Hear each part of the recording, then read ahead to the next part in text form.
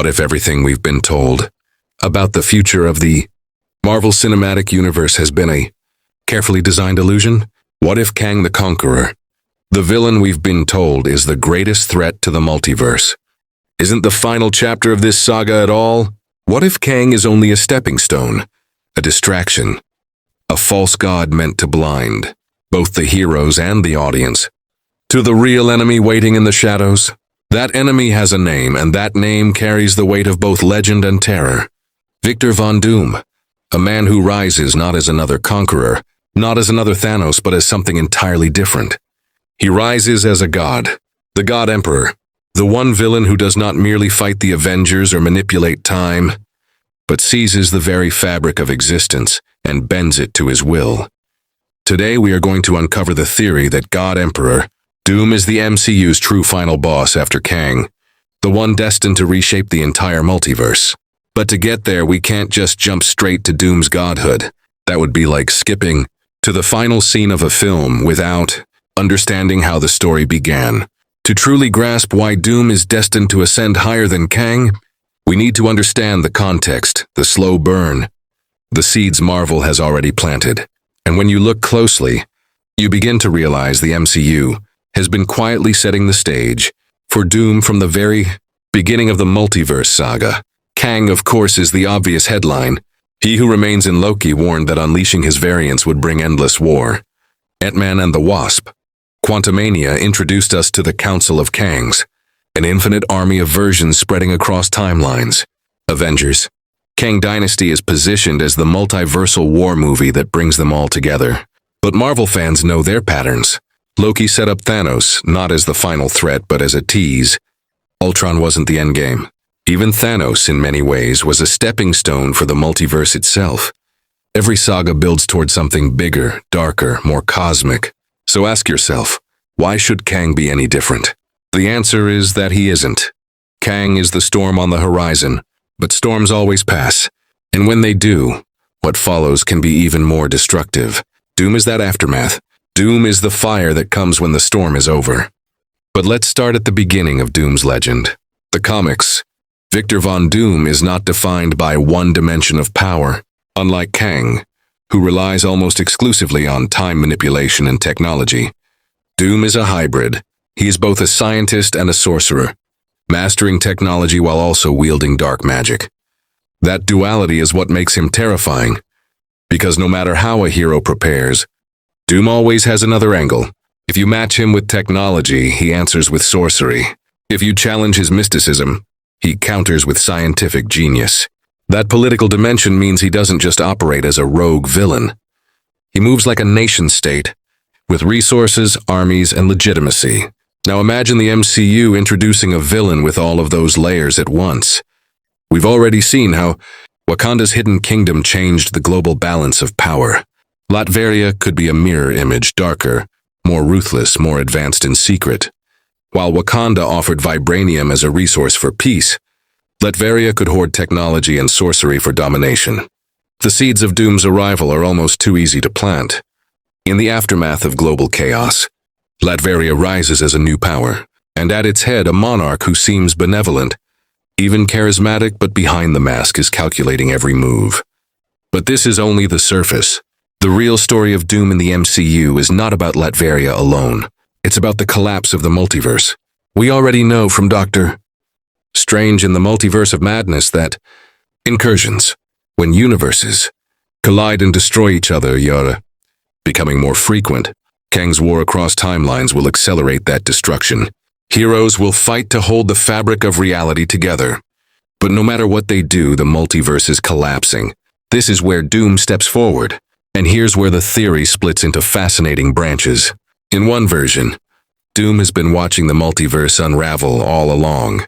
He understands incursions better than anyone else, and while others fight to prevent collapse, he prepares to harness it. When universes crash, they release unimaginable energy.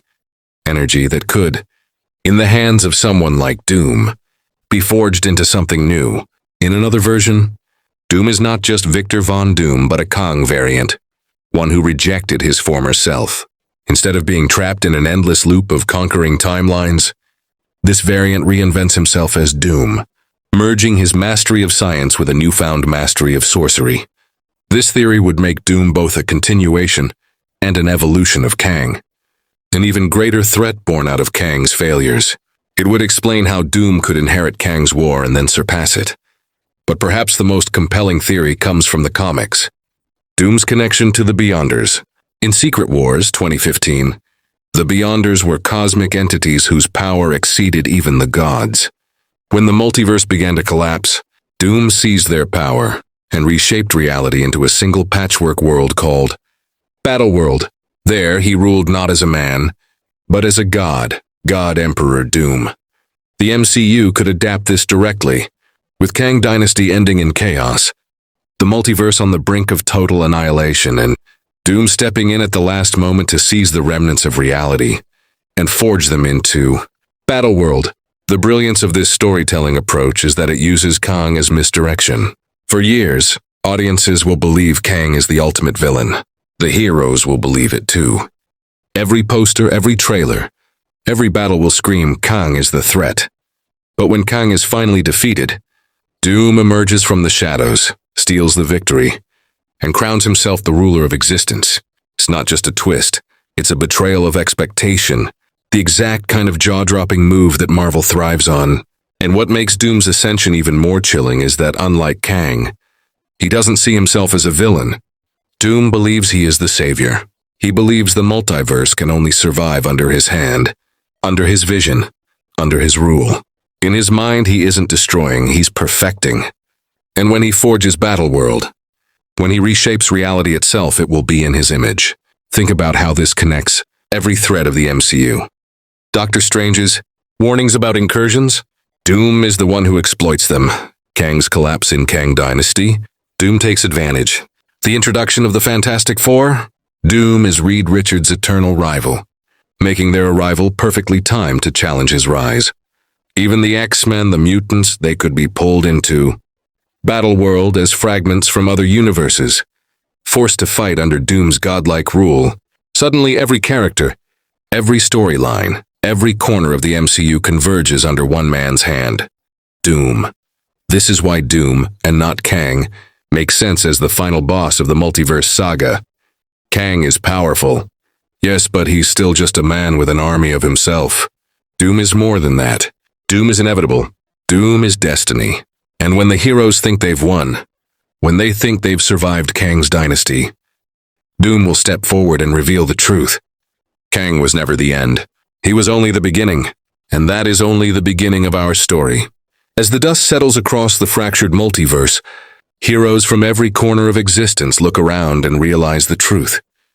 The war was never against Kang alone. Every battle, every timeline, every sacrifice has led to this moment. The multiverse is no longer a collection of separate worlds. It has been reshaped, reforged, and consolidated into one reality.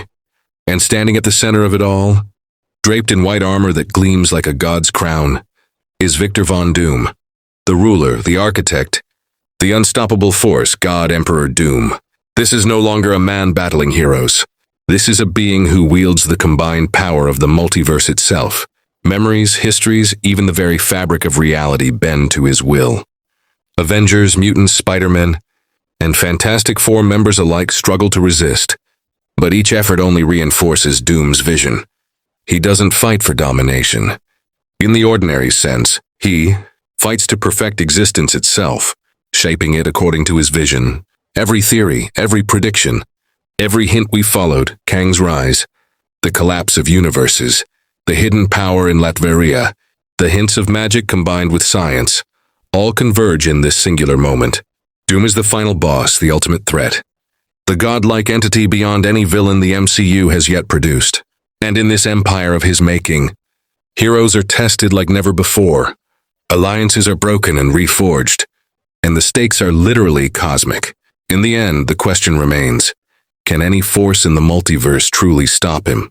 Or has the MCU built a villain so perfect, so inevitable, that even the combined might of every hero is only a prelude to Doom's absolute rule?